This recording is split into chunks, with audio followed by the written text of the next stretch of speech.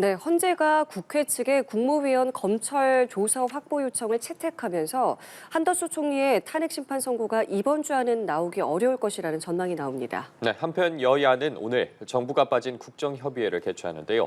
관련 내용 포함한 정치권 이슈들 박용찬 국민의힘 영등포을 당협위원장, 김성환 시사평론가와 함께 짚어보겠습니다. 두 분 어서 오십시오. 예, 반갑습니다. 안녕하십니까? 예, 안녕하십니까. 한덕수 총리의 탄핵 심판 결론이 언제 나오는가? 글쎄요, 얼마 전 보도만 봤을 때는 뭐 오늘 아니면 뭐 내일 중에 나오지 않겠느냐 이런 관측도 있었는데 일단은 국회 측이 헌재 자료를 요청을 했어요. 그리고 이 헌재가 이것을 채택을 하면서 사실 지금 물리적으로는 이제 당장 뭐 당분간은 나오기가 좀 어려운 상황입니다. 관련해서 일단은 권성동 원내대표 같은 경우에는 이제 헌재가 정치를 한다. 이거 왜 이제 와서 다시 종결됐는데 받아주냐라는 지금 여권에서의 비판이 좀 있습니다. 근데 이거는 뭐 국회 측이 요청해가지고 받아들인 게 첫 사례도 아니고요. 그러니까 이전의 탄핵 심판 사례에서도 역시 마찬가지였지 않습니까? 뭐 예를 들면 만약 헌법재판관 임명문제와 관련해서도 국회 측에 요청이 있었을 때 헌재가 선고를 미루기도 했었잖아요. 그러니까 그런 것처럼 추가로 어떤 요청이 들어왔을 때 그걸 충분히 검토할 수 있도록 하는 절차 자체가 그게 문제가 있다거나 그게 정치적인 판단이라고 몰아세우는 것은 결국 헌재 흔들기에 다름없다 이렇게 생각하고요. 근데 이제 보수 진영 쪽에서 볼 때 국민의힘에서 특히 그런 얘기들을 많이 했는데요. 한덕수 국무총리 탄핵 심판 문제 결론이 나오게 되면 만약에 그 탄핵 소추가 잘못된 것이라고 판단하게 되면 그러면 최상목 권한대행의 위치도 흔들리게 되는 거잖아요. 그러니까 최상목 권한대행이 임명했던 재판관 2명도 결국은 임명이 취소돼야 되는 것 아니냐. 이렇게 되는 거거든요, 논리가. 그러면 윤석열 대통령 탄핵 심판에도 영향을 미칠 수밖에 없고 결국 탄핵 심판이 불가능하다는 쪽으로 갈 수밖에 없는 거란 말이에요. 그것 때문에 한덕수 국무총리 탄핵 심판을 늦춰야 한다. 아니, 더 빨리 해야 한다. 이렇게 또 얘기를 해왔는데요. 그러니까 그것 자체가 오히려 정치적 계산에 따른 주장일 뿐이다. 이렇게 생각합니다. 저는 헌재가 받아들이는 절차는 그 절차 하나하나 시비를 걸기보다는 윤석열 대통령 탄핵 심판에 집중하겠다고 하는 입장은 흔들리지도 않을 것이고 아마 지금 추정하기로는 다음 주에 아마 윤석열 대통령 탄핵 심판은 선고는 무난히 나올 가능성이 높다 이렇게 생각합니다. 어떻게 보세요? 참 그야말로 이제 목이 완전히 빠질 지경이다. 예, 기다려도 이 대답 없는 헌법재판소의 한덕수 탄핵 소추 심판 언제 결론이 나올지 도저히 알 수 없는 정말 안타까운 상황이고요. 한번 생각을 해보십시오. 한덕수 총리에 대한 탄핵 심판이 중요합니까? 마은혁 권한쟁의 심판. 이 둘 중에서 어떤 게 더 우리 국정이나 민생에 중요하겠습니까? 그런데 헌법재판소의 행동은 정반대로 가고 있어요. 민생과 국정 운영에는 아예 관심도 없는 것 같다. 마은혁 권한쟁의 심판은 일사천리로 속전속결 진행하면서 이 한덕수 총리에 대한 탄핵 심판은 지금 계속 세워라 내워라 지금 미루고 있지 않습니까? 지금 어떤 상황입니까? 대통령도 없죠. 총리도 없죠. 그리고 경제부총리도 사실상 제 역할을 못하죠. 국방부 장관도 없고 그리고 법무부 장관도 없는 그야말로 국정 마비 상태. 여기에다 지금 트럼프발 글로벌 위기가 폭풍처럼 몰아치고 있지 않습니까? 우리는 지금 트럼프 대통령과 전화할 국정 책임자도 없고 거기다가 지금 북한군 포로가 우크라이나에서 조마조마하게 위태로운 상황으로 처해 있는데도 이들을 데려올 리더십마저 지금 공백이 생긴 상태. 정말 여러 가지로 총체적 위기 상황인데 헌법재판소가 이런 국정 마비 상황을 조금이라도 하루빨리 신속하게 정상으로 회복시킬 책무가 있음에도 불구하고 지금 그 책무를 방기하고 있다. 그런데 여기에다가 한덕수 총리에 대한 탄핵 소추 심판에서 지금 또 다른 증거를 채택해 주지 않았습니까? 검찰 수사 기록을 다시 제출하라. 한덕수 총리에 대한 탄핵 심판 변론은 이미 19일 날 종료됐습니다. 그런데 변론 종료가 된 상태에서 추가 증거를 또 받아준다? 이건 재판을 지연시키겠다는 확실한 의도를 보여준 것이다.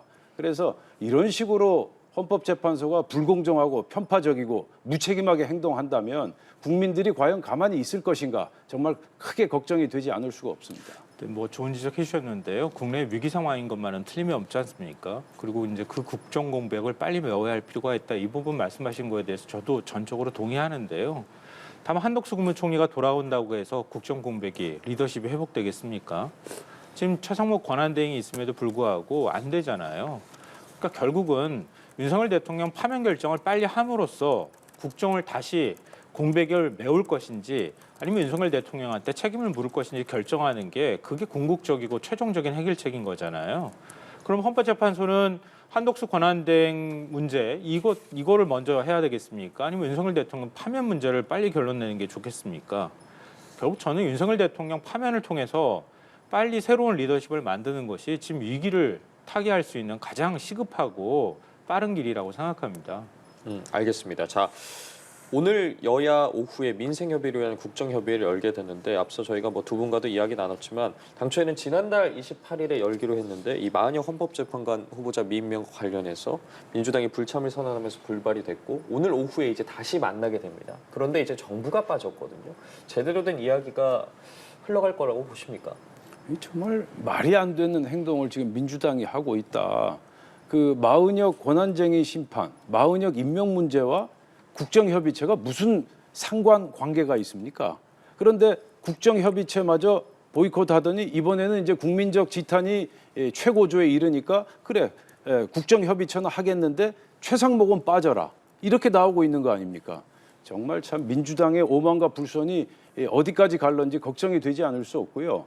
아니 예산 편성권을 가진 대통령 권한대행 최상목이 없다면 그 국정협의체가 무슨 의미가 있습니까? 반쪽짜리도 아니고 3분의 1쪽짜리 그런 국정협의체를 한다고 한들 무슨 소용이 있겠습니까? 정말 민주당 이런 식으로 계속 줄탄핵에 이어서 국정 마비를 끊임없이 획책하는 이러한 행태는 아마 국민들이 두고두고 오랫동안 기억할 것으로 저는 생각합니다. 이 자리에서 뭐 반도체법이라든가 연금 추경 논의가 이루어질 것으로 보이는데 이미 여야 간의 이견 차이도 있는데 말씀해 주신 것처럼 최상목 대행까지 빠진 상태입니다. 어떻게 좀 진행이 될까요? 지금 윤석열 대통령이 위헌적인 계엄을 선포하면서 결국은 헌법 질서가 무너진 거잖아요. 그런데 대통령 권한대행이라고 하는 최상목 부총리조차 헌재 결정을 무시하고 있는 거 아닙니까? 헌법 파괴 행위를 하고 있는 거예요. 그러니까 마은혁 재판관 임명해야 된다고 헌재에서 판단한 거 아닙니까? 아니면 그렇지 않으면 이건 위헌이라고 판단했던 거예요.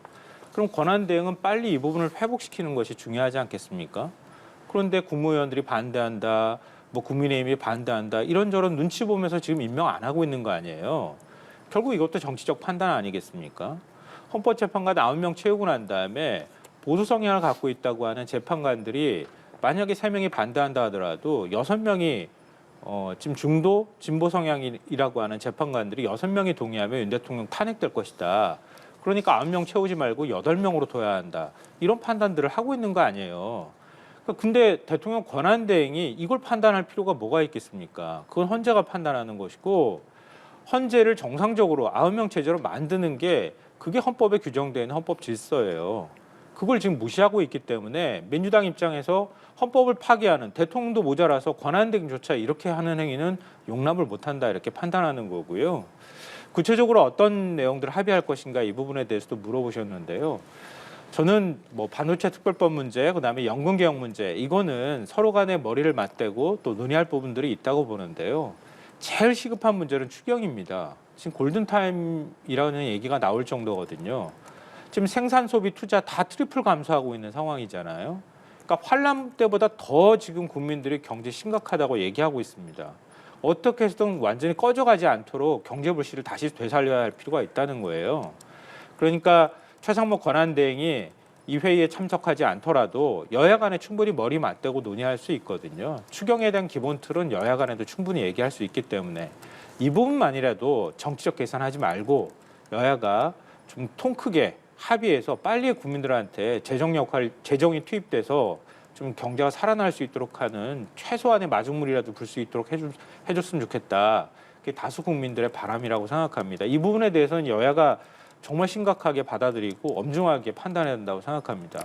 알겠습니다. 그럼 이 부분은 어떻게 보시는지 들어볼게요. 이재명 대표가 최근에 한국판 엔비디아 발언을 했고 여기에 대해서 이제 여당에서는 공상적인 계획 경제다라고 이제 비판을 했더니 이재명 대표가 그럼 토론 한번 해보자라고 제안을 했어요. 근데 앞서서 그 상속세와 관련해서도 토론하자라고 이재명 대표가 한번 말한 적이 있었는데 말은 하는데 아직 성사가 된 거는 없거든요. 이러한 제안에 대해서는 어떻게 보셨습니까?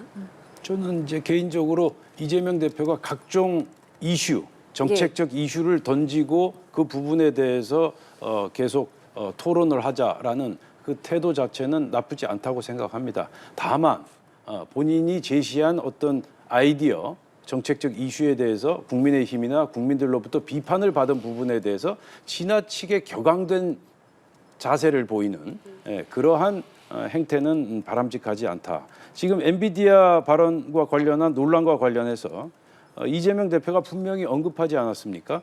30%는 국민 모두가 갖도록 나눠주겠다. 예. 이 부분이 문제가 되는 거거든요. 나눠주겠다. 그래서 결국 이게 배급 사회로 가자는 것이냐, 더 나아가서 사회주의 내지 공산주의로 가자는 그러한 생각이냐라고 국민의힘이나 많은 국민들이 질문을 했고 그 질문에 대해서 이재명 대표는 차분하게 대답하면 되는 겁니다. 그런데 이재명 대표 뭐라고 그랬습니까? 한국말도 모르는 문맹이냐? 이런 식으로 이제 반응을 보였는데 결코 유력 대선 주자로서 보여야 하는 태도는 아니다 그렇게 생각하고요. 그리고 토론 한번 해보면 괜찮겠어요. 지금 안철수 의원이 토론에 응하겠다는 거 아닙니까? 그래서 IT의 전문가라고 평가받고 있는 안철수 의원 그리고 자칭 IT 전문가라고 자처하는 이재명 대표가 한번 토론을 한번 하면 굉장히 볼만하겠다라는 생각이 들고요. 그리고 이제 이재명 대표의 여러 가지 정책적 기조를 보면 저는 너무 좌충우돌이 심각하다. 상속세 문제 또 다른 여러 가지 이슈에 있어서 우측 깜빡이 즉 우측 행보를 보였다가 다시 철회하는 그런 양상을 보이고 특히 이 엔비디아 관련해서는 그야말로 사회주의라고 볼 수 있는 그러한 지금 정책적 입장까지 드러내고 있다는 말이죠. 그러면 유력한 대선 주자가 이렇게 갈팡질팡 좌충우돌을 한다. 국민들은 무척 불안하다라는 말씀을 드리고 싶고요. 그리고 30%를 국민 모두에게 갖도록 나눠주겠다라는 부분, 이 부분에 대해서는 이재명 대표의 설명이 부족하다. 그래서 앞으로 좀 더 구체적으로 설명을 해주길 바란다. 지금 윤희숙 여의도 연구원장도 반박하고 있지 않습니까? 엔비디아는 그렇다 치더라도 TSMC 예를 이재명 대표가 들었다고 하더라고요. 48% 정부 지분을 가지고 있었다. 그런데 TSMC도 출범 초기에는 48%를 가지고 있었지만 TSMC가 어느 정도 제자리를 잡고 난 다음에는 정부 지분을 대폭 줄여서 지금 현재 6%에 불과합니다. 그리고 우리나라 포스코도 마찬가지입니다. 맨 처음 출발할 때는 정부에서 전폭적인 지원을 아끼지 않았지만 시간이 갈수록 제자리를 잡고 그다음에는 민간 영역에서 혁신과 경영을 할 수 있도록 그렇게 방향을 틀었거든요. 그래서 오늘날 포스코가 있는 것이고 그래서 오늘날 TSMC가 있는 것이다. 그래서 이재명 대표의 엔비디아 발언에 대해서 토론을 한번 해봤으면 좋겠다는 게 제 생각입니다. 그러니까 좀 구체적인 내용을 듣기 위해서라도 토론하면 좋겠다라는 말씀이신데요. 성사가 될까요? 저도 성사가 됐으면 좋겠어요. 저도 개인적으로. 근데 성사가 될지는 좀 봐야 될 것 같은데요. 왜냐하면 국민의힘에서 어떤 입장을 정하지 않았는데 지지율에 목말라서 있기 때문일까요? 안철수 의원이 먼저 내가 상대다 이렇게 나서는 거 이런 모습을 보이는데요. 근데 이런 안철수 의원의 정치적 판단이나 이런 것들을 떠나서 이런 토론은 정말 가치 있다고 저는 생각해요. 왜냐하면요, 이재명 대표가 국민들한테 각각 개별적으로 주식을 나눠주겠다고 발언한 것이 아니고요. 국민들이 30%를 나눠 가진다고 하는 의미는 국민들을 국민주 형태든 어떤 형태든 국민들이 소유할 수 있도록 해주겠다는 뜻이에요. 그렇게 가진다면 그러면 국민들이 세금 부담을 줄일 수 있지 않겠느냐 이런 취지로 얘기한 거거든요. 근데 이게 어떻게 되냐면요. 어떤 산업이든 새로운 산업들이 크기 위해서는 천문학적인 국민 세금들이 투여가 됩니다. 아니면 세금을 감면해 주던가. 그럼 국민들이 결국은 다른 우리 유리알 지갑이다 이런 표현하는 것처럼 직장인들은 따박따박 세금 다 내고 있잖아요. 그런데 대기업들은 어떤 신산업에 투자한다는 이유 때문에 국민들 세금을 가지고 결국 산업을 일으킨단 말이에요. 근데 나중에 가서 보면은 결국 기업 총수가 지배하는 그냥 하나의 기업이 되고 말아요. 그럼 국민들은 세금 내는 국민과 그 세금의 수혜를 받는 기업이 이렇게 따로 분리되는 게 아니잖아요. 그러니까 토론을 한다고 하면 이런 부분에 대해서 우리 사회에 기여가 어느 정도이냐를 가지고 새로운 산업들을 인공지능 산업이 커지게 된다 그러면 그 커지는 수혜를 국민들이 직접 받을 수 있도록 해주는 방법이 무엇인가. 예를 들면 인공지능을 국민들이 무료로 사용할 수 있게 해주던가 인공지능 산업을 통해 가지고 국민이 세금 뭐 연구개발 산업이든 세금을 투여했을 때 거기서 이익이 나는 걸 국민들한테 어떤 방식으로든 돌아갈 수 있도록 해주는 방법을 만들던가 이런 것들을 같이 논의해 보자고 하는 건 정말 새로운 뭐 도전이자 한 번쯤 논의해 볼 만한 가치가 있다고 보고요. 우리가 로봇 산업이 클 때도 똑같은 얘기가 나왔었는데요. 인공지능 산업도 결국은 누가 소유하느냐 인공지능을 거기에 따라서 경제적 불평등이나 일자리 불평등이 생길 수밖에 없단 말이에요. 왜냐하면 어떤 한 산업은 일자리가 크게 줄어들고 어떤 곳은 일자리가 또 늘어나기도 한단 말이에요.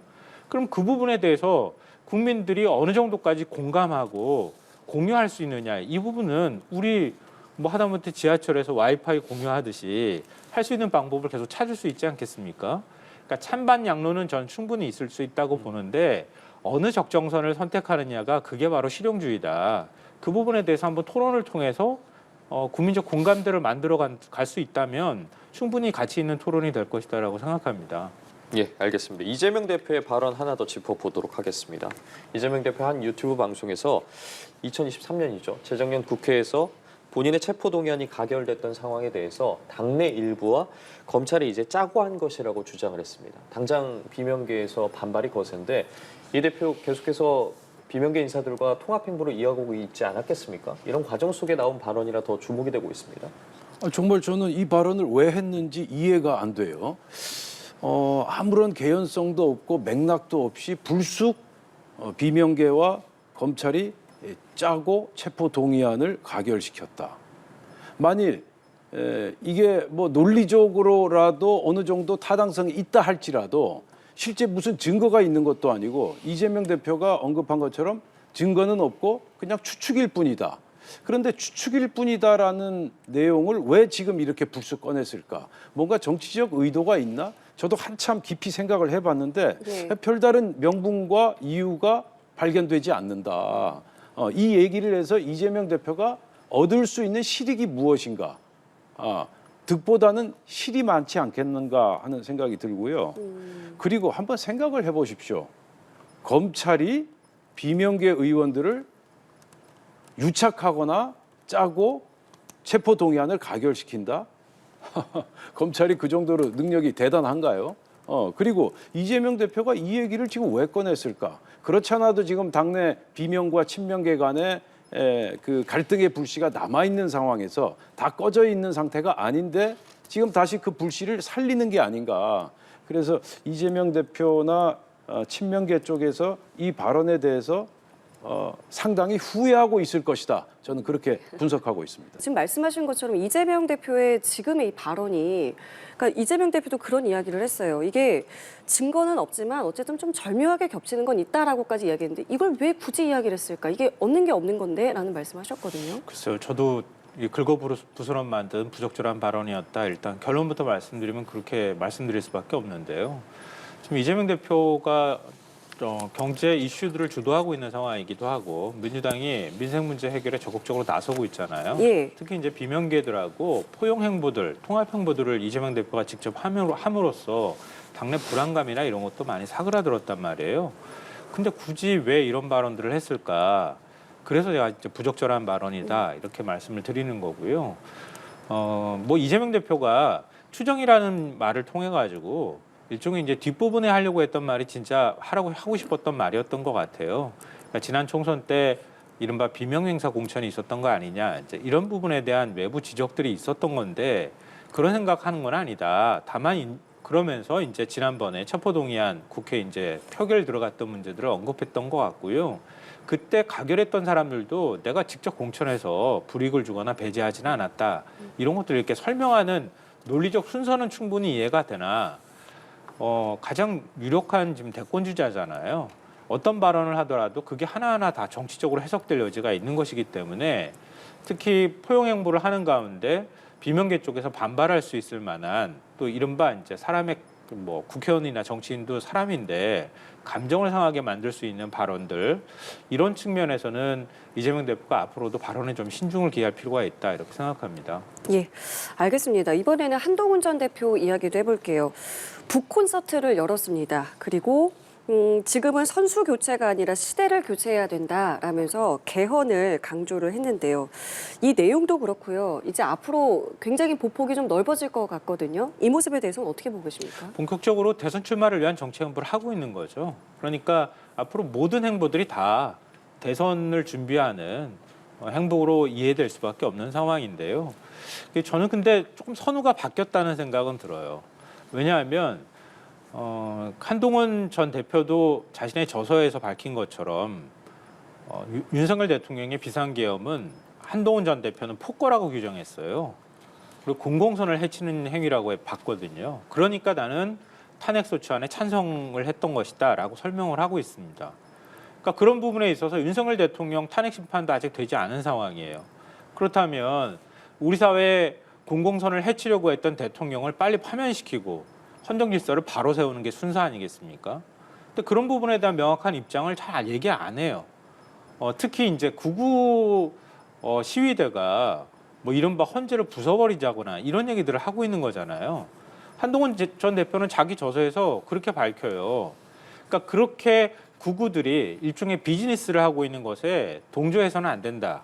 특히나 국회의원들은 더더욱 해서는 안 된다. 이렇게 얘기를 하거든요.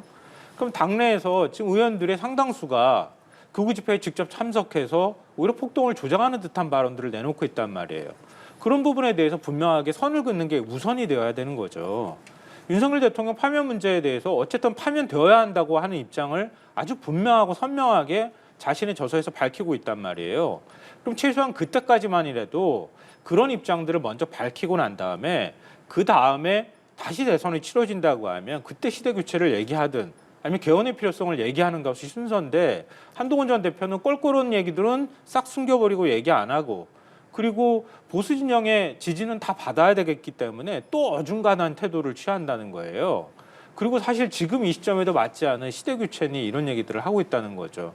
그러니까 순서도 맞지 않고 국민들한테 공감대를 불러일으키지도 못하고 그리고 한동훈 대표가 지금 자신이 국민의힘 소속으로서 또 앞으로 대권에 출마한다고 하면 그런 명분을 세우는 데 있어서도 지금 그렇게 썩 좋은 행보를 하는 것 같지는 않다라는 생각합니다.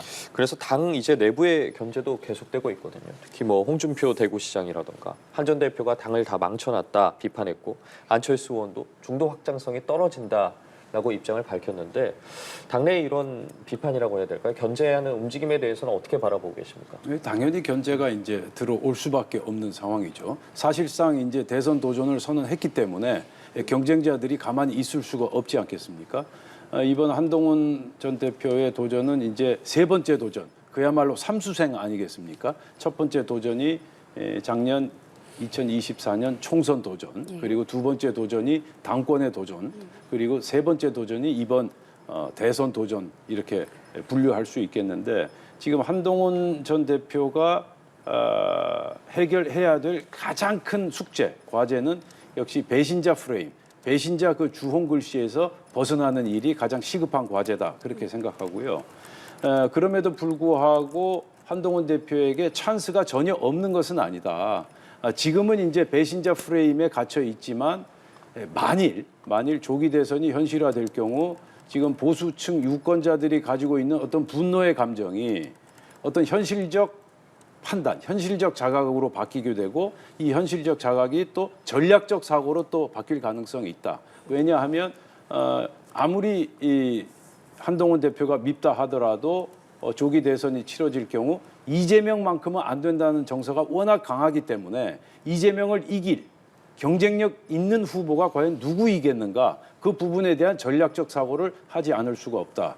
그 지점에 그 시점에 한동훈 전 대표에게 뭔가 찬스가 있을 수도 있다. 그러나 한동훈 대표의 저 삼수 도전이 과연 성공할런지는 저도 사실 잘 모르겠습니다. 알겠습니다. 자, 끝으로 이 내용도 짚어보겠습니다. 민주당 내란협의 진상조사단이 이런 이야기를 했습니다. 대검 소속 검사가 계엄 사태 당시에 방첩사 간부와 통화를 하고 선관위로 출동을 했다. 국정원 인사들과도 통화를 했다.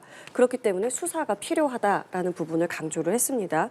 대검에서는 이거 사적인 통화였고 이미 수사 결과 별거 아닌 걸로 드러났다라고 이야기를 하고 있는데요. 이 사안 어떻게 가야 되겠습니까? 이게 어떻게 사적인 통화로 이해될 수 있겠습니까? 그러니까 12월 3일 계엄 선포하고 난 다음에요. 4일 아시다시피 오전 1시에 국회에서 해제 의결을 했거든요. 그 30분 전에 대검 과학수사부 과장이라는 사람, 부장급 검사더라고요. 부장급 검사가 방첩사 대령하고 통화하고 방첩사 대령이 그 다음에 얼마 지나지 않아서 다시 국정원 과학대응처장하고 또 통화를 합니다. 이런 게 반복이 됐다는 거예요.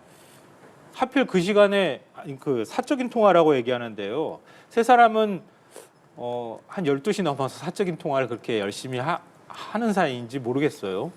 이걸 어떻게 해석할 수가 있겠습니까? 결국 계엄과 관련이 있다고밖에 해석이 안 되는 거 아니에요. 특히 방첩사에서 대령 8명 가운데 4명이 여인영 사령관으로부터 지시를 받았다고 하는 사실을 검찰에서 진술을 했는데 그 지시했다고 하는 내용이 서버를 확보하면 선관위 서버를 확보하면 검찰과 국정원이 올 테니 인계해주면 된다라는 말을 들었다고 얘기를 하거든요. 그러면 어떤 방식으로든 선관위 서버 확보라든가 부정선거를 입증하겠다고 하는 사실 황당한 윤석열 대통령의 음모론을 확인하기 위해서 선관위에 군이 투입됐고 방첩사는 국정원과 검찰이 오기 전까지 일정하게 역할을 하도록 얘기가 됐다고밖에 해석할 수가 없는 거잖아요. 그런데 어떻게 이걸 사적인 통화라고 얘기를 치부를 하고 더 이상 수사할 필요가 없다는 식의 얘기를 합니까? 그러니까 민주당에서 내란 특검 얘기도 하고 했지만 아직도 밝혀지지 않은 것들이 굉장히 많이 있다고 하는 거예요. 그러니까 밝혀지지 않은 내용 그냥 이대로 다 덮고 넘어가야 됩니까?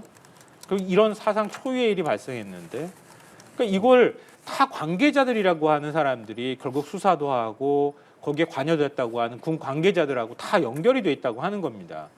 그러니까 내란에 뭐 우두머리든 아니면 중요인물 종사자와 관련해서 수사하는 건 어느 정도 마무리가 됐다 하더라도 전체적으로 내란 밑그림이 어떻게 그려졌는지 진실 규명은 안 됐다고 하는 거예요. 다음번 정권 바뀌고 난 다음에 또 하겠다고 하면 또 정치적 수사라고 또 얘기할 거 아닙니까? 그러니까 지금 이 시점에라도 다시는 앞으로 역사상 이런 일이 발생하지 않기 위해서라도 내란 특검을 통과시켜서라도 이런 부분에 대한 미진한 수사들을 해야 할 필요가 있다라고 생각합니다. 수사 당연히 해야죠. 예. 한 점 의혹 없이 수사해야 되겠죠. 예. 그런데 우리가 이 부분을 다시 한번 생각을 해봐야 된다. 비상계엄은 헌법상에 보장된 대통령의 권한입니다. 다만 비상계엄 추진 과정에서 불법 요소가 있었는지 위헌 요소가 있었는지를 가리는 그러한 작업은 별도로 진행돼야 한다.